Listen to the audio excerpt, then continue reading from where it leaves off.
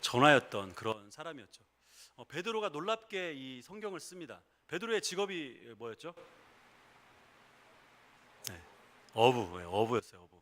어부를 비하하려는 게 아니라 그 예수님 당시에 어부는 굉장히 천대받는 직업이었어요.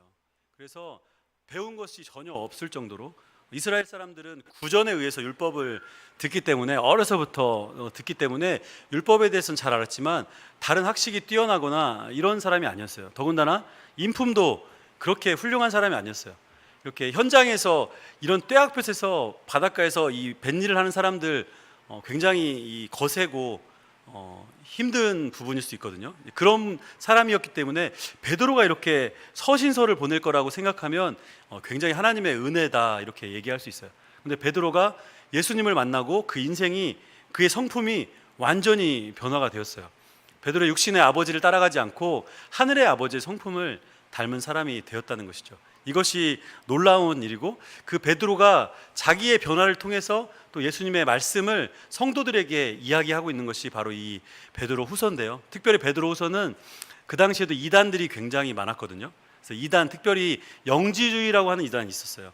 육체는 다 쓸모가 없고 악하고 영적인 것만 선하다. 그래서 사람들의 몸에 하는 것들은 막 그냥 이렇게 나쁘게 다요. 술도 마시고 막 정욕대로 살아요.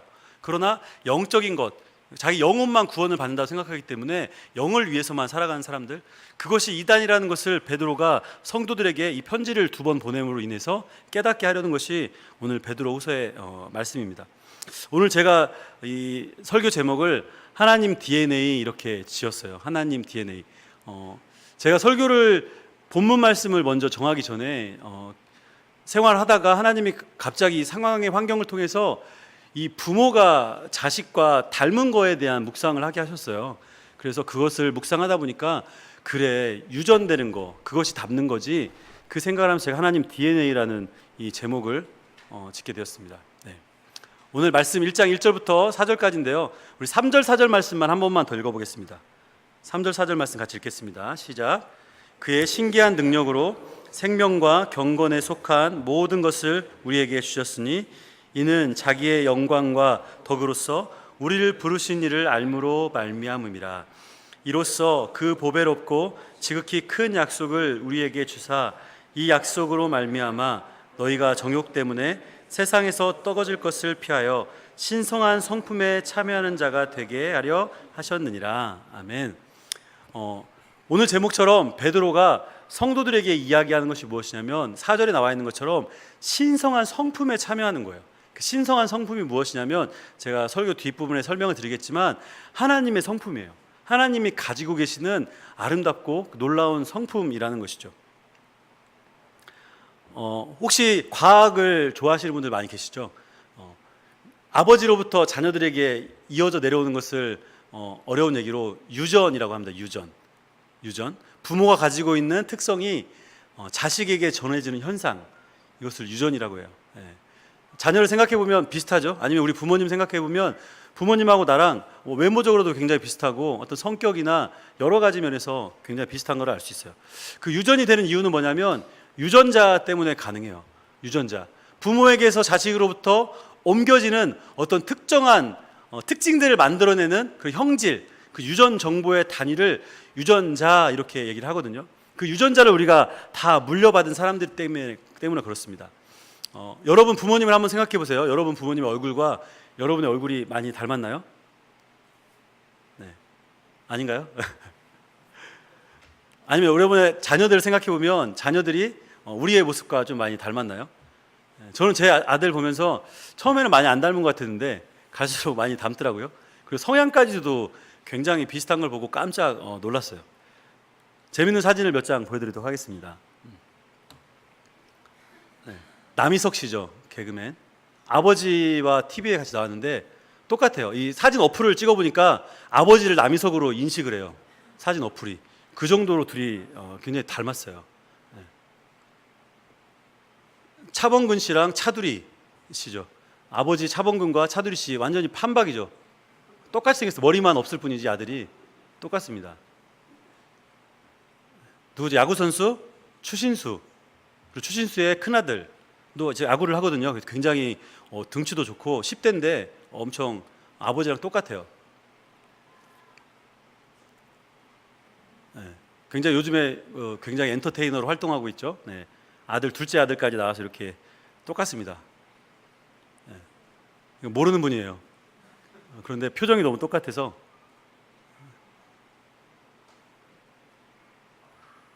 핸드폰 보는 어떤 자세까지도 아빠랑도 가르쳐주지 않았겠지만 거의 흡사하게 보고 있습니다. 네. 우리 유우식 집사님 가정 굉장히 자녀들하고 닮았어요. 하나랑 승리랑 보면 엄마 아빠랑 많이 닮았어요. 얼굴만 닮은 게 아니고 성격도 닮고 신앙도 닮았어요. 그래서 승리는 새벽 기도를 아빠 따라서 나오려고 아빠를 깨워요. 새벽에 일어나시라고. 네. 우리 이영건 집사님 자녀들 많이 닮았어요. 여기도. 네. 우리 박준희 집사님 가정. 네. 되게 아름다운 가정이죠. 네. 우리 서영기 목사님 가정. 제가 개인적으로 우리 교회에서 가장 자녀가 많이 닮은 부모가 우리 서영기 목사님인 것 같아요. 누구를 봐도 그 가족을 다. 지난주에 아버님 어머님이 오셨는데도 똑같으시더라고요. 아버님 어머님도. 네. 누굴까요? 저입니다. 저하고 저희 아들. 사진 어플로 이렇게 여자처럼 이렇게 꾸며놓는 어플이 있더라고요. 네. 우리가 하나님의 자녀로 이렇게 살아가는 우리가 부모를 생각해 보면 이 유전자, 이 닮는다는 것이 굉장히 놀라운 일이에요. 뭔가 하나님이 우리를 수십 년, 수백 년, 수천 년에 걸쳐서 사람들이 태어나고 죽고 해오면서 그 조상의 직계들로부터 내려온 우리가 비슷해요. 그래서 할아버지 사진을 찾아보면 또 지금 내 모습과 굉장히 흡사하기도 하고 놀라운 하나님의 창조의 섭리가 그 안에 담겨져 있다는 겁니다. 조금 더 어려운 과학 얘기를 한번 해볼까요? 이렇게 닮을 수 있는 이유가 이것 때문에 그래요. 뭐죠? DNA가 뭐냐면 사람들 안에 닮을 수 있는 유전자를 그 안에다 심어놓은 거예요. 저 밑에 있는 꼬아진 이렇게 꽈배기처럼 그려져 있는 그 모양은 여러분들이 많이 보셨죠? 제가 굳이 길게 설명하진 않겠습니다. 네. 그리고 DNA 안에 유전 정보라는 게 숨어져 있어서 세대가 반복하면 엄마와 아빠의 그 유전 정보가 자녀에게 반반씩 그대로 들어간대요. 그래서 그게 외모적으로 뿐만 아니라 그 안에 내면적인 것까지 심지어는 이 장기 부분까지도 닮아간다. 그래서 창조가 되어지고 만들어진다. 이렇게 얘기를 하고 있습니다. 하나님의 창조의 섭리, 우리가 누구나 다 아는 이야기지만 창세기 말씀에 보면 하나님께서 세상을 창조하시고 놀라운 일들을 하셨어요. 하나님이 첫 번째로 세상을 창조하셨던 그 6가지 사건을 우리가 한번 보도록 하겠습니다. 첫째 날에 하나님이 뭘 창조하셨죠? 이 초등학교 요즘에 그 학생들 공부할 때 교회에서 이렇게 시험을 보나 봐요. 색깔 칠해가지고 1학년 정도 수준이라고 합니다. 네. 첫째 날 뭐였죠? 네. 빛. 그렇죠. 어디 연결되죠? 빛과 어둠을 맨 아래 있죠. 빛과 어둠을 하나님이 창조하셨고, 두 번째 궁창. 네. 궁창을 창조하셨습니다. 세 번째, 제가 위에 써놨는데 작게 보이죠? 땅과 바다. 그렇죠. 땅과 바다를 세 번째로 창조하셨고, 4일날 해와 달과 별, 그리고 5일째 물, 땅, 바다에 있는 각종 하늘에 나는 각종 짐승들, 그리고 6일째 사람을 만드셨고 7일째 안식하셨죠. 이게 하나님의 창조 섭리의 순서거든요. 하나님이 창조를 하신 그거, 지금 이거 순서를 외우는 게 중요한 게 사실 아니거든요. 근데 하나님의 섭리가 무엇이냐? 하나님은 창조주시잖아요. 세상에 많은 사람들이 진화가 되었다라고 이렇게 얘기를 하는데 진화가 아니고 하나님은 창조를 하셨어요. 그래서 창조에 대한 섭리가 자연의 모든 만물들을 다 창조하시고 그 이후에 사람을 창조하셨다는 것이죠. 아담과 하와를 하나님이 맨 먼저 사람으로 창조하셨어요. 아담을 창조하시고 그의 갈빗대를 통해서 하와를 창조하셨죠. 우리 창세기 1장 26절부터 28절 말씀을 우리 같은 목소리로 읽어보도록 하겠습니다. 시작. 하나님이 이르시되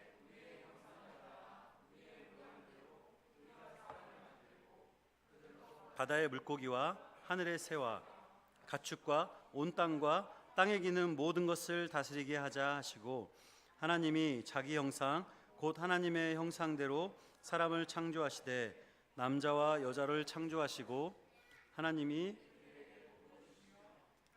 그들에게 이르시되 생육하고 번성하여 땅에 충만하라. 땅을 정복하라. 바다의 물고기와 하늘의 새와 땅에 움직이는 모든 것을 다스리라 하시니라. 아멘. 창세기에 나오는 말씀이 무엇이냐면 하나님이 세상의 모든 것을 다 창조하셨다는 거죠. 그리고 그 이후 하나님의 형상을 따라서 세상의 것들을 창조하셨어요. 하나님의 형상. 하나님의 형상이 무엇이냐면 하나님이 가지고 있는 성품대로 우리를 만드셨다는 거예요. 하나님이 삼위일체로 계시잖아요. 성부 하나님, 성자 하나님, 성령 하나님. 이 세 분의 성품의 모습을 그대로 인간에게 다 주셨다는 거예요. 성령을 통해서, 호흡을 통해서 우리를 살게 하시면서 다 주셨다는 거예요.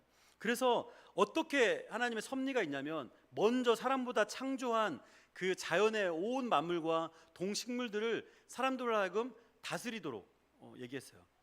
28절에 보니까 하나님이 그들에게 복을 주시고 이르셨어요. 생육하고 번성해라. 많이 자녀를 낳아서 이 땅을 충만하게 만들어라. 그리고 너희들에게 주어진 이 자연의 모든 만물들을 정복하고 다스려라. 이렇게 말씀하셨어요. 동물들의 이름을 다 지키게 하셨잖아요. 그 당시에 에덴 동산에서는 어떤 그들이 동물을 잡아먹거나 뭐 이러지 않았겠죠. 그러나 죄가 들어온 이후로 또 그들에게 필요한 것들이 따라서 동물들도 잡아먹기도 하고 미지의 세계를 탐험하기도 하면서 이제 세상을 조금씩 정복해 나간다는 것이죠. 그 가능한 이유가 뭐냐면 하나님이 가지고 있는 성품, 또 하나님이 가지고 계신 능력을 아담이, 하와가 또 그의 자손들이 모두 다 물려받았기 때문에 가능하다는 것입니다. 우리 속담에 한자 성어에 부전자전이라는 말이 있어요. 부전자전. 아버지의 성품이나 행동, 습관 등을 아들이 그대로 전해받는 모습, 이것을 부전자전이라고 합니다. 물론 모전여전도 있어요. 엄마의 행동을 딸이 그대로 받는 거. 우리 속담 가운데 씨도둑질을 못한다 이런 얘기가 있어요. 무슨 말이냐면 부전자전에 해당하는 속담인데 자식은 부모의 피를 받아서 태어나기 때문에 그것만 봐도 누구 아들 누구 딸인지 안다는 거예요. 말썽장이 부모님 밑에서 자란 자녀들은 말썽장이 같아요. 그래서 너 보니까 너희 부모님 누군지 알겠다. 어렸을 때 이런 말 꽤 많이 듣고 자란 사람들도 있어요. 그 정도로 부모들이 자녀들에게 물려주는 것들이 굉장히 많다는 거죠. 오늘 말씀을 저희가 보면서 굉장히 중요한 몇 가지 사건들을 좀 여러분과 나누기를 원해요. 오늘 말씀에 보면 신기한 하나님의 능력을 우리가 받았다 이렇게 얘기해요. 3절 말씀에 신기한 하나님의 능력을 받았다. 신기한 능력이 무엇이냐면 신적 능력을 말하는 거예요. 우리가 인간으로 이 땅 가운데 지음을 받아서 살아가고 있지만 그것이 인간으로서 끝나는 삶이 아니라 하나님의 놀라운 능력을 그대로 받았다는 거죠. 죄송한데 여기 불 좀 켜주시겠어요? 위에? 네, 켜져 있나요?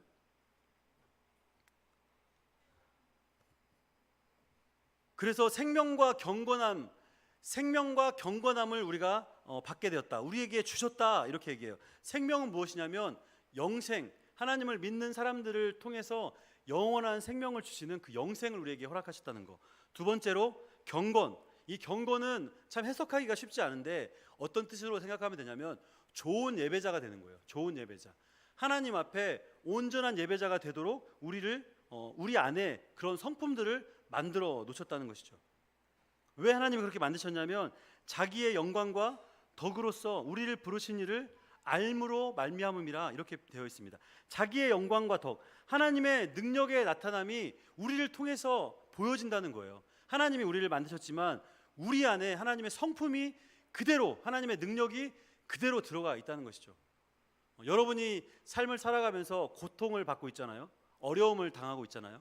또 관계 가운데 아니면 육신의 질병으로 아니면 뭔가 소망이 이루어지지 않아서 고통받고 있잖아요. 이것은 그 이유가 무엇이냐면 하나님의 온전하신 성품, 하나님이 우리에게 주시는 그 능력이 세상 가운데서 깨져버렸기 때문에 그래요. 그래서 베드로는 성도들에게 이것을 회복하기를 구하는 거예요. 그래서 오늘 베드로전서 말씀을 통해서 성도들에게 하나님의 그 신기한 능력을 다시 한번 깨닫게 하는 것이죠. 여러분이 신앙생활을 하지만 어떤 능력을 가지고 세상을 이기는 그런 삶을 혹시 살아가고 있습니까? 아니면 세상에 살아가는 그대로 그냥 물이 흐르듯이 세상 가운데 직장 생활하면서 아니면 학교 생활하면서 그냥 그렇게 흘러가는 삶을 살고 계시나요? 굉장히 좀 어려운 일이지만 우리가 깨달아야 될 것이 무엇이냐면 하나님의 신성한 그 능력이, 신기한 능력이 우리 가운데 주어져 있다는 것이죠. 4절 말씀 보니까 보배롭고 지극히 큰 약속을 우리에게 주셨다. 베드로는 성도들에게 강조하는 것이 베드로 후서를 통해서 영생에 대한 것을 강조해요. 영생은 무엇입니까? 영원히 살 수 있는 거예요. 세상 가운데 소망이 아니라 영원히 살 수 있는 소망이 그들에게 주어져 있다는 거예요. 이것을 강조하는 이유가 무엇이냐면 사람들이 예수 그리스도를 알았지만 그 안에 있는 영생을 온전히 자기 것으로 받아들이지 못하고 무엇을 구했냐면 현실적인 것들을 구했던 거예요. 우리의 삶을 한번 돌아봅시다. 우리가 여러분 안에 진실된 마음으로 한번 대답을 한번 해보세요. 보이지 않는 미래의 천국이 여러분에게 가장 큰 소망입니까? 아니면 지금 당장 우리에게 주어질 어떤 편안함, 아니면 성공, 재물, 관계, 결혼 이런 것들입니까? 저는 목사지만 말씀 가운데 때로는 하나님의 나라가 눈에 바로 보이지 않기 때문에 때로는 현실적인 것들이 훨씬 더 제 마음 가운데 깊게 다가올 때가 있어요. 그래서 필요한 것들을 내가 취하고 싶지만 그렇게 할 수 없을 때 굉장히 좌절을 느끼고, 또 사람들과의 관계 가운데 어려움을 느끼면서 그런 어려움이, 아픔이 없고 어려움이 없는 영원한 나라를 소망해야 되는데 그저 이 삶 가운데 고통스럽다, 왜 이렇게 살아가야 될까라는 자기 아픔과 자기 연민에 빠져 살 때가 굉장히 많다는 거죠. 베드로는 그 이야기를 이어서 이렇게 얘기합니다. 이 약속으로 말미암아 너희가 정욕 때문에 세상에서 썩어질 것을 피하여. 정욕 때문에 세상에서 썩어질 것 무엇입니까? 우리의 욕심, 인간적인 욕심 때문에 우리가 썩어져 죽을 수밖에 없다는 거예요. 그것을 피하기 위해서 오늘 중요한 말씀, 신령한 성품에 참여해야 된다는 거죠. 죽을 수밖에 없는 인생에서 모면받기 위해서, 썩어서 없어져 버리는 그런 존재가 되지 않기 위해서 신령한 성품에 참여해야 된다는 거예요. 이게 말이 좀 어려워요. 이 성경이 사실 그냥 읽어가지고는 아마 해석하기가 굉장히 어려운 이야기예요. 쉽게 얘기하면 하나님이 창조의 모습 그대로 우리에게 주셨던 그 아름다운 하나님의 성품과 그 능력들을 우리가 지켜야 된다는 거예요. 그런데 그것은 가만히 있는 사람들에게 주어지는 것이 아니라 그것을 지켜내기 위해서 목숨을 걸고 싸움을 해야 된다는 거죠. 영적 싸움을, 아니면 우리 삶 가운데 거룩하게 살아가는 싸움을 해야 된다는 거예요. 당시에 베드로가 성도들에게 이런 이야기를 했지만 사실 그 당시의 사람들은 지금에 비하면 굉장히 순진하고 어떤 죄의 유혹이 지금보다 100분의 1, 1000분의 1 정도밖에 되지 않았을 거예요. 지금은 어떻습니까? 스마트폰 하나만 켜게 되면 스마트폰 하나에 모든 정보와 모든 좋은 것이 다 들어있잖아요. 그러나 죄로 치닫을 수 있는 모든 악한 것, 모든 문제된 것들도 그 안에 다 있다는 거예요. 이제 베드로가 한 이야기가 우리는 어떻게 들어야 되냐면 곱하기 100, 곱하기 1000의 우리에게 경고의 말씀, 또 우리에게 회개의 말씀을 우리가 받아들여야 돼요. 우리 안에 주어진 놀랍고 큰 것, 질그릇 같은 우리들에게 하나님이 신령하고 보배로운 예수 그리스도를 우리 안에 담아주셨잖아요. 질그릇에는 뭐가 담겨야 되냐면 말 그대로 진흙으로 만든 그릇에는 진흙에 맞는 것이 담겨져야 돼요. 그러나 가장 아름답고 보배스러운 예수 그리스도가 질그릇 같은 우리에게 담겨져 계신다는 거죠. 그게 하나님이 주시는 놀라운 비전이고 또 놀라운 생명의 말씀인 거예요. 오늘 베드로가 강조하는 그 말씀, 말씀이 어렵긴 하지만 우리가 한 가지만 확실히 여러분이 붙잡으면 될 것 같아요. 창조의 모습 그대로 회복하여서 살기 원하시는 하나님의 그 열망과 소망을 우리가 깨달아야 된다는 거예요. 회복이라는 것은 굉장히 쉽지가 않아요. 그냥 말로 내가 회복되었어 라고 얘기한다고 회복이 되는 게 아니죠.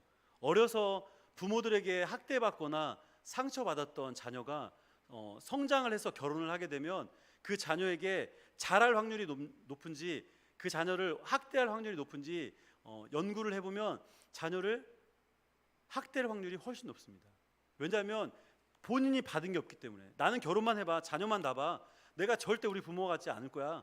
하지만 결혼하게 돼서 그 자녀를 보게 되면 아까 DNA 얘기했잖아요. 그대로 나의 모습을 그대로 닮아서 하기 때문에 나도 부모에게 받은 모습을 그대로 자녀에게 할 확률이 높다는 거예요. 그러나 그렇게 하지 않는 부모는 어떻게 가능하냐? 후천적으로 회복의 길을 갔던지, 아니면 신앙으로 인하여서 자기의 그 아픔이 회복이 되었던지, 부모와 화해를 했던지, 이런 관계를 통해서 조금 더 부모보다는 나은 삶을 살 수 있다는 것이죠. 그러나 우리 안에 형질적으로 유전적으로 내려오는 그 악한 습관, 죄성, 또 그 후대에 배우지 못한 여러 가지가 있기 때문에 자녀들에게 안 좋은 행동들을 할 수 있는 확률이 높다는 거예요. 알코올 중독자인 아버지를 두고 있는 자녀, 그 자녀의 가정을 보면 그렇습니다. 밤새도록 술을 마시고 집에 들어오지 않아요. 밤새도록 밖에서 이제 새고 나면 바로 출근을 해요. 아니면 집에 들어와서 옷만 갈아입고 나가요. 그 일을 수년 수십 년 했다고 봐요. 가정에서 가장 고통받는 사람 누구겠습니까? 아내가 가장 고통받잖아요. 이 아내는 그러면 이제 남편을 포기합니다. 어느 정도 시간이 지나면. 누굴 바라보냐면 자녀를 바라봐요. 그중에 아들이 있었다면 더 이상 자기 인생의 목적이 없기 때문에 아들에게 올인해요. 아들에게. 그래서 아들에게 할 수 있는 모든 것을 다 해줍니다. 그리고 아들이 잘 됐어요.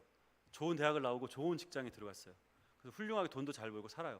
아들만 바라보기로 했던 엄마가 그 자녀가 와이프를 데려와서 이제 결혼을 했어요. 그럼 그 며느리를 어떻게 바라보겠습니까? 사랑스럽게 바라봐야 되는 게 정상이지만 사랑스럽게 바라보지를 않는다는 거예요. 왜냐하면 아들이지만 남편에게 줄 애정을 자녀에게 쏟았기 때문에 그 며느리는 어떤 사람이냐면 내 애정의 대상을 빼앗아간 사람이 되는 거예요. 그래서 며느리를 사랑하지 못하고 구박하고 그렇게 될 확률이 많다는 거예요. 그게 우리가 삶을 통해서 회복하지 못하는 아픔을 보게 되는 것이죠. 여러분의 삶은 어떻습니까? 좋은 부모님 밑에서 좋은 교육받고 편안한 어떤 재정적인 후원과 감사한 생활 한 분도 물론 계실 것이고, 그렇지 않고 아픔과 어려움 때문에 나는 커서 절대 우리 부모님처럼 살지 않을 거야. 왜 저렇게 살아서 이렇게 힘들게 우리를 만들었을까? 이런 생각하시는 분도 많이 있잖아요. 하나님이 회복하고자 하신 것이 바로 그거예요. 어느 순간에 우리 부모도 그 위에 부모님에게 사랑받지 못했기 때문에 우리에게 줄 수 있는 것이 한계가 있는 거예요. 그렇다면 그 위에 윗대를 거슬러 올라가면 우리가 어디를 회복을 해야 되냐면 처음 에덴의 동산에 아담과 하와의 그 마음, 죄를 짓기 전에 그 이전의 상태를 회복을 해야 된다는 것이죠. 오늘 말씀에 이어서 보면 5절부터 7절 말씀에 이런 이야기가 나와요. 제가 읽어드리겠습니다. 밑에서부터 한번 쭉 여러분 따라가 보세요. 단어를. 그러므로 너희가 더욱 힘써 너희 믿음의 덕의 지식을, 지식의 절제를, 절제의 인내를, 인내의 경건을, 경건의 형제 우애를, 형제 우애의 사랑을 더하라. 베드로가 성도들에게 이렇게 얘기하는 거예요. 신적인 성품의 하나님의 능력과 하나님이 원래 가지고 있었던 성품 같은 사람이 되기 위해서, 우리가 앞에서 얘기했던 하나님의 형상대로 지음받았다고 했잖아요. 그 형상을 회복하기 위해서 우리가 이러한 것들을 해야 된다는 거예요. 첫 번째 뭡니까? 믿음의 덕을, 우리가 알고 있는 하나님을 향한 믿음, 영생에 대한 그 믿음 가운데 도덕적인 능력을 우리가 갖춰야 된다는 거예요. 요즘에 세상 사람들이 기독교를 개독교라고 부르고 복음을 받지 않는 가장 큰 이유가 무엇입니까? 교회 안에 도덕성의 타락이거든요. 교회가 세상의 도덕적인 기준이 이만큼이면 사람들이 생각하는 교회 기준은 여기 있어요. 세상 사람들은 이렇게 살아가도 교회 다니는 사람들은 이렇게 살아가야 된다고 생각을 해요. 길을 가다가 어려운 사람을 보면 세상 사람들은 눈을 돌리고 외면하더라도 교회 다니는 사람들은 가서 도와주기를, 자기들은 하지 못하더라도 교회 다니는 사람들은 도와줄 거라고 생각을 해요.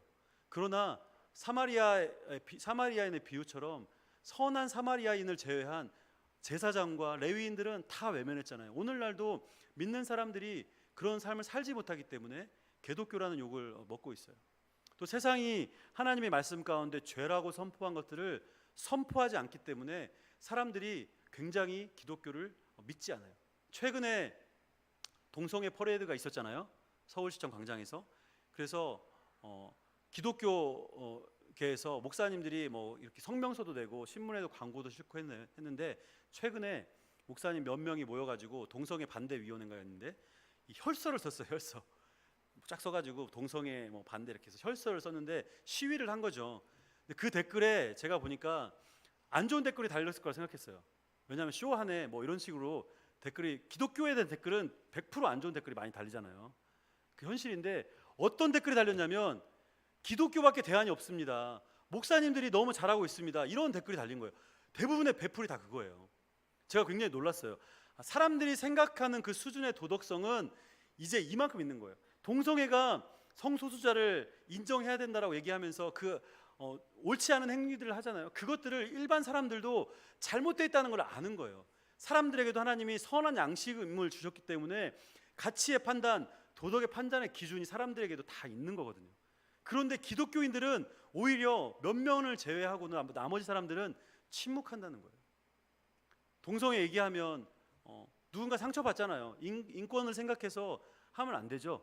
그렇게 얘기하면서 옹호하기도 해요. 물론 그들을 사랑해야 됩니다. 그들을 품어야 되고 그들도 교회를 나와야 되지만 하나님이 죄라고 정하신 그 죄를 우리가 바꿀 수 없잖아요. 우리가 죄가 아니라고 해서 죄가 안 되는 것이 아니잖아요.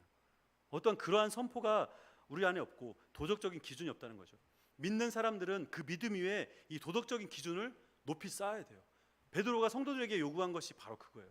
저와 여러분이 밖을 나가서 쓰레기가 버려져 있으면 그냥 지나가면 안 돼요. 사실 저도 많이 회개하는 부분인데 집 앞에 쓰레기가 버려졌으면 발로 이렇게 쓰레기를 밀어내고 우리 집 앞에만 아니면 되지. 우리 집에서 버린 것도 아닌데 이렇게 행동할 때가 사실 있어요. 그 모습을 제가 보고 굉장히 부끄럽더라고요. 도덕적인 기준, 누가 보던 보지 않던 간에 우리는 도덕적인 기준을 쌓아야 될 것입니다. 또 덕 위에 무엇을 쌓으라 얘기하면 지식을 쌓아라 얘기해요. 지식. 이 지식은 일반적인 지식에 대한 이야기도 하지만 말씀을 알아야 된다는 거예요. 우리가 믿음이 성장할 수 있는 근본은 무엇이냐면 듣는 것에서 믿음이 성장하거든요. 여러분 안에 말씀을 보는 지식이 없으면 아무리 앞에서 설교를 해도 그냥 따분한 이야기고 그냥 율법적인 이야기로밖에 들리잖아요. 그러나 내 안에 말씀이 존재하고 있으면 저 말이 그런 뜻이었구나 하고 알게 된다는 거죠.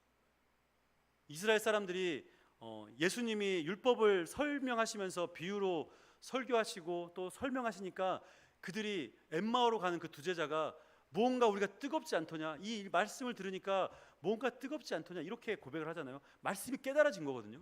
그들 안에 있었던 말씀이 있었기 때문에 깨달아진 거거든요. 우리가 신앙생활하면서 바쁜 삶을 살아가지만 세상의 지식을 쌓는 것도 중요한데 우리가 말씀의 깊이를 좀 가지고 살아가야 됩니다. 그래서 덕에 지식을 쌓아야 됐다. 또 지식 안에 위에 뭘 쌓아야 됩니까? 절제. 지식 위에 절제를 쌓아야 돼요. 지식이 많아진 사람은 교만하기가 쉬워요. 그래서 많이 아는 사람, 교회 안에서도 성경을 많이 보고 많이 경험하고 많은 어떤 리더십 자리에 있는 사람들이 오히려 겸손해야 되지만 그렇지 못할 때가 생각보다 많아요. 목사님들도 성도들을 오히려 섬겨야 되는데 그렇지 못하고 무언가 성도보다 위에 있다라고 생각하고 사역을 하는 목사님들도 꽤 있는 것 같아요. 그러나 온전한 하나님의 성품의 회복은 무엇이냐면 그 지식 안에 절제가 있어야 된다는 거죠. 사역을 할 때도 하나님이 아니기 때문에 우리의 능력이 아니라 하나님이 하시는 것들을 그대로 전할 수 있는 그 능력의 대언자가 되어야 되는데 마치 내가 하는 것처럼 요즘에 우리가 큐티를 하고 있는 엘리사가 나아만 장군을 고치는 그 놀라운 사건이 엘리사의 능력이 아니거든요. 하나님이 엘리사에게 그 말씀을 주셨고 하나님의 능력으로 나아만 장군이 나병에서 나왔잖아요. 그러나 만약에 엘리사가 내가 해서 치유가 되었다라고 고백한다면 그는 그의 인생이 오히려 지식과 지혜와 경험과 능력이 그를 멸망의 길로 이끌었을 거예요. 오늘날 저와 여러분도 동일합니다. 혹시 여러분 가운데 재직이신 분들 또 중요한 부서에서 직책을 맡고 계신 분들이 계시면 여러분이 가지고 있는 경험과 이 지식 안에 절제의 삶을 살아야 돼요. 내가 이야기할 수 있고 권면할 수 있고 할 수 있음에도 불구하고 내가 참아내고 나의 욕구와 욕망을 참아낼 수 있는 그런 절제의 어떤 회복이 우리 안에 또 필요하다는 것이죠. 이것이 또한 하나님의 성품이라는 것입니다. 또한 절제 위에 인내를 쌓으라고 얘기합니다. 인내는 무엇입니까? 참는 거잖아요. 기다리는 거잖아요. 근데 인내라는 것이 그냥 무작정 기다리면 그것이 인내가 아니라 고통이에요. 자녀들에게, 제가 제 아들에게 생일이 7월 21일이었는데 2달 전부터 생일에 대한 이야기를 했어요. 네가 잘하면, 밥을 잘 먹으면 생일 때 선물을 사줄 거야. 밥을 놀이를 잘하면 이거를 줄 거야. 이런 조건을 걸고 제가 하니까, 물론 6살이기 때문에 하루만 지나면 다시 돌아가요.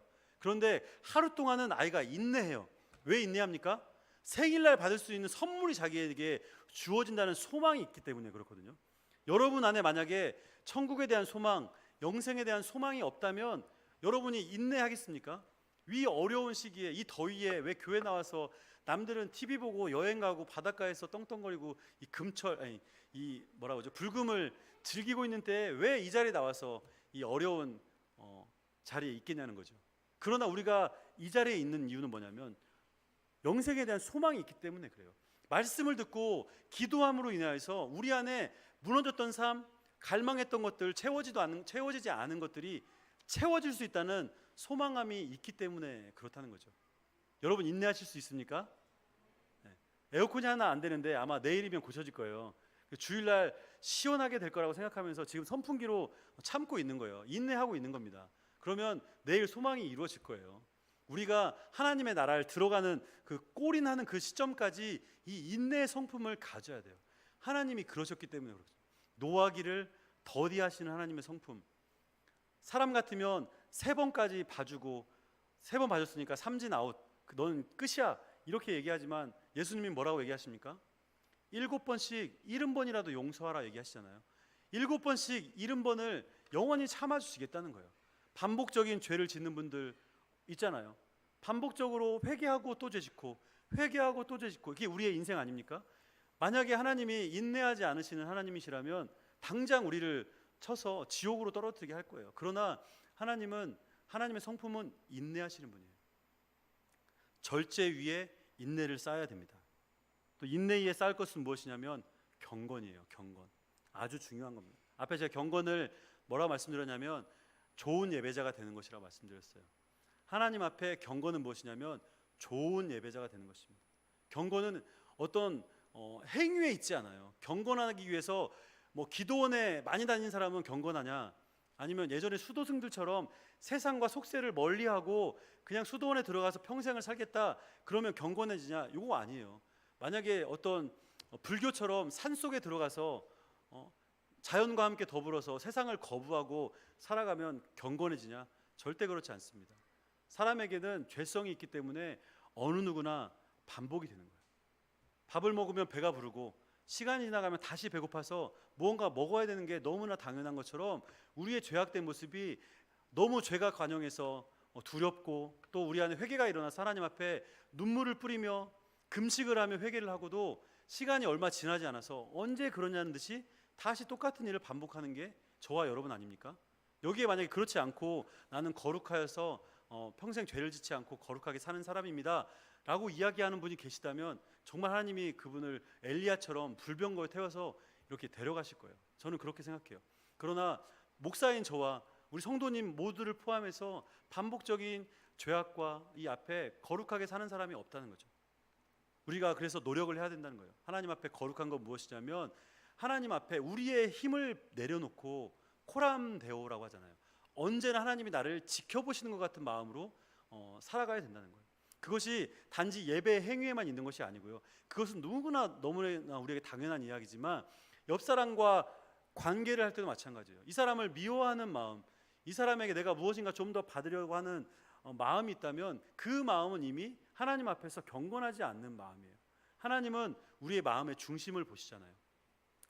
제가 새벽 설교를 하면서 게하시에 대한 오늘 설교를 했는데, 이 게하시는 엘리사의 종이었어요. 365일 옆에서 수년을 섬기고 했던 종이자 또 그도 선지학교의 일원이었어요. 그러나 그가 마치 하나님이 없는 것처럼 나아만이 가지고 왔던 그 재물에 탐이 나서 그에게 가서 거짓말을 하고 재물을 받아오잖아요. 그때 엘리사가 뭐라고 얘기하냐면 네가 나아만을 만났을 때 내 마음이 너와 함께하지 않았느냐 이렇게 얘기해요. 하나님이 그 마음을 다 보셨다는 거거든요. 거룩이라는 건 무엇이냐면 마치 하나님이 내 앞에서 나를 지켜보고 계시는 것처럼 사는 거예요. 그렇다면 우리의 삶이 두렵지 않겠습니까? 무언가 옳지 않은 행위를 할 때, 무언가 건전하지 않은 일들을 행할 때 그것이 하나님이 지켜보고 있다, 이런 생각을 하면 우리가 좀 더 거룩하게 살아야 되겠다는 생각이 들지 않습니까? 물론 이렇다고 해서 우리가 거룩해지지는 않죠. 하나님이 우리를 거룩하게 칭의, 의롭다고 말씀하셨기 때문에 우리가 의로운 사람, 거룩한 사람이 된 것이지, 우리의 행위와 어떤 판단은 절대 거룩하지 않다는 거예요. 저도 그런 경험이 있어요. 제가 좀 게으르고 싶고, 그래서 집에서 뭐 이렇게 이것저것 게으른 행동들을 할 때 보면 십자가가 이렇게 있잖아요. 십자가. 예전에 예수님 사진이 있었는데 예수님 사진을 방에 걸어놓을 수가 참 없을 때가 많았어요. 아, 이런 내 모습을 예수님이 이렇게 보고 계시는구나 생각하면 굉장히 부끄럽고, 그래서 예수님의 얼굴을 이렇게 뒤로 돌려놓은 적도 있고, 십자가를 이렇게 손으로 한번 가려본 적도 있고, 운전할 때도 십자가를 차 제가 중앙에 걸어놓고 운전을 하는데 저를 이렇게 위협하는 운전자가 있어요. 가끔 그 끼어들거나 이럴 때 그럼 막 생명의 위협을 느끼잖아요. 그럼 저도 모르게 욕은 하지 않지만, 목사이기 때문에 욕은 하지 않지만 씨 이런 것까지 말이 나가더라고요. 야 씨 이렇게. 그러면서 굉장히 저 사람을 막 미워하는 마음, 막 경적을 울리고 싶은 마음이 막 생기면서 실제로 울리고 나서 십자가를 이렇게 제가 잡았던 적도 있어요. 십자가를 잡고 경적을 울린 적도 있고. 이런 모습이 우리의 모습 아닙니까? 이 경건이라는 것은 무엇이냐면, 그렇게 살지 못하지만 하나님이 우리를 항상 바라보고 계신다는 그런 마음을 가지고 살아가야 된다는 거예요. 그런 성품이 우리 안에 있어야 된다는 것이죠. 또 경건이 외 형제 우애, 형제 우애 위에 사랑을 더해야 된다. 맨 위에는 사랑이에요. 하나님을 사랑하고 이웃을 내 몸과 같이 사랑하는 것이 율법의 최고잖아요. 그 사랑을 이루는 것, 그 사랑을 이루는 것이 우리의 성품의 회복이라고 말씀드릴 수 있겠습니다. 오늘 설교가 좀 어렵죠. 이 말씀을 풀어나가는데 한 번쯤은 우리가 이렇게 좀 겪어나가야 될 부분이에요. 금요철을 하면서 이렇게 뭔가 말씀을 풀어주기보다 좀 성령적인 부분을 좀 더 말씀드리고 싶은데, 제 마음 가운데 오늘은 꼭 이 말씀을 여러분과 나눠야 되겠다는 마음이 꼭 들었어요. 어려운 얘기 같지만 여러분, 우리가 회복해야 될 것들을 생각해야 된다는 거예요. 그것이 무엇이냐면 하나님의 성품, 하나님의 형상. 그 형상은 무엇이냐? 하나님이 아담과 하와가 죄를 짓기 전에 처음 에덴에 만드셨던 하나님의 성품 있는 것들을 그대로 우리가 회복을 해야 된다는 거예요. 우리 삶 가운데 적용을 해보길 원해요. 특별히 우리 교회가 이제 회복의 시점이 되었어요. 이제 어려운 일이 있고 나서 3년의 시간이 지나면서 이제 어떤 현상이 일어나냐면, 무감각해진 현상이 드디어 일어나기 시작했어요. 제가 거의 교회 온 지 1년이 다 돼가는데 1년 전의 모습하고 지금 모습이 또 많이 달라요. 어떤 긴장감, 뭔가 그래도 해봐야 되겠다는 이런 마음보다, 이제 뭐 이 사람도 안 하고 나도 안 하는데 뭐 목사님도 얘기 안 하고 그냥 가지, 뭐 언제가 되겠지, 알아서 하겠지, 이런 마음도 우리 안에 있는 것 같아요.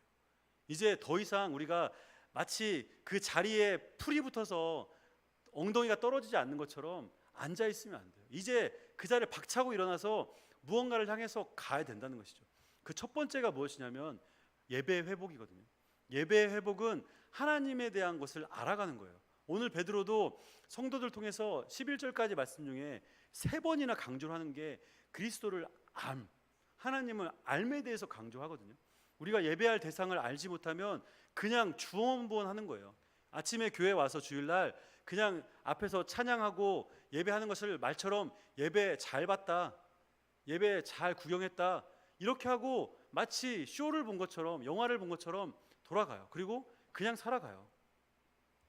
하나님은 우리에게 회복하라고 명령하신 것이 바로 그 예배의 자리예요. 우리가 있는 자리, 여러분이 계신 가정, 여러분이 계신 학교, 직장, 사업장이 예배의 자리가 돼야 돼요. 단지 찬양하고 말씀만 불어서 예배의 자리가 되는 게 아니라 앞에 얘기한 그 거룩과 같이 코람데오, 하나님 앞에서 내가 정직하게 행하겠다, 하나님이 보시는 것처럼 살아가겠다, 이 성품들, 믿음, 덕, 지식, 절제, 인내, 경건, 우애, 사랑, 이 하나님의 가지고 있던 성품을 회복하기 위해서 부단히 애를 써야 된다는 거예요. 우리의 능력으로 회복되지 않는 것들도 많이 있겠지만 이제부터는 결단을 해야 될 때, 오늘 우리가 기도할 때 여러분 이것을 좀 깊게 두고 기도했으면 좋겠어요. 우리 안에, 여러분 개인 안에, 우리 교회 안에 예배가 회복되지 않아서 여전히 우리 안에 세상의 기준, 나의 경험, 나의 판단이 여전히 많은 모습을 봐요. 그래서 내가 바뀌기보단 누군가 다른 사람이 바뀌었으면 좋겠다. 우리 성도들이 바뀌기보단 목사님이 바뀌었으면 좋겠다. 재정이 더 많이 모였으면 좋겠다. 무언가 이 교회의 시스템이 조금 더 만들어졌으면 좋겠다. 나 아닌 다른 외적인 환경들을 탓하는 우리 모습들을 많이 봐요. 여기 모여있는 여러분과 저 중에서도 어느 누구 한 분이 제외가 될 수 있겠습니까? 하나님이 우리에게 주시는 이 말씀이 기회라고 생각해요. 하나님의 성품을 회복하는 것. 우리는 하나님의 DNA를 그대로 물려받은 사람이기 때문에 우리는 예수님 안에서 성령의 능력으로 하나님의 성품을 회복할 수 있습니다. 그것이 성경을 통해서 하나님이 우리에게 주시는 말씀이에요. 오늘 기도할 때 우리 이것들을 위해서 한번 기도합시다. 우리 오늘 찬양 가운데 고백한 것처럼 내 한 가지 소원이 있는데 예수님을 닮은 삶을 살기로 결심합니다. 예수님을 성품, 거룩하시고 온유하시고 겸손하시고 긍휼을 많으신 그 성품을 닮은 삶을 살아가게 주님 도와주십시오. 이렇게 기도하시고 또 무엇보다 회복해야 될 것, 간절히 회복해야 될 것, 하나님을 향한 사랑, 그 예배의 열정, 우리 안에 온전함이 회복되도록 여기 나와 있는 여러분 자신과 또 우리 요한 서울교회 성도님과 또 우리 교회를 위해서 우리 간절히 한번 같이 기도하는 시간을 갖도록 하겠습니다. 우리 먼저 기도할 때 우리 연약한 모습들 우리 하나님 앞에 고백했으면 좋겠어요.